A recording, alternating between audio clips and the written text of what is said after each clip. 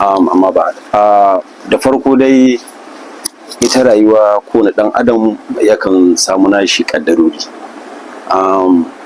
Duk wanda ya sani a Sokoto ya san ina na fito, mahaifina malami ne, mahaifiyata malama ce har yanzu. Kuma magana wadda za ta zo ba daɗi a wurin malami ko mahaifi ba daidai ba ne. So ina ganin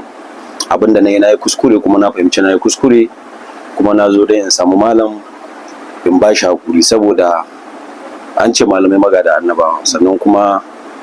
ko ba komai na san darajar malamai saboda ni almajiri ne. Na yi makarantar allo a Jega, makarantar Malam Ahmadu Kambari shekara kusan 3, wanda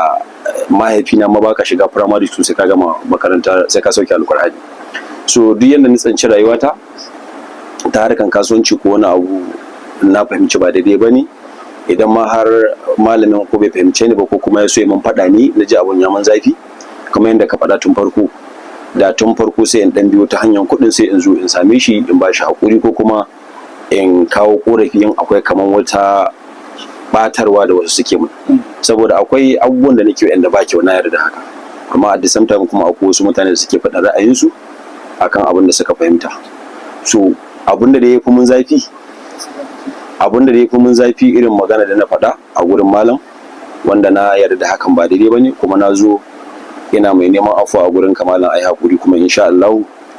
hakan ba za ta ƙara faruwa ba. Sannan idan har akwai wani abu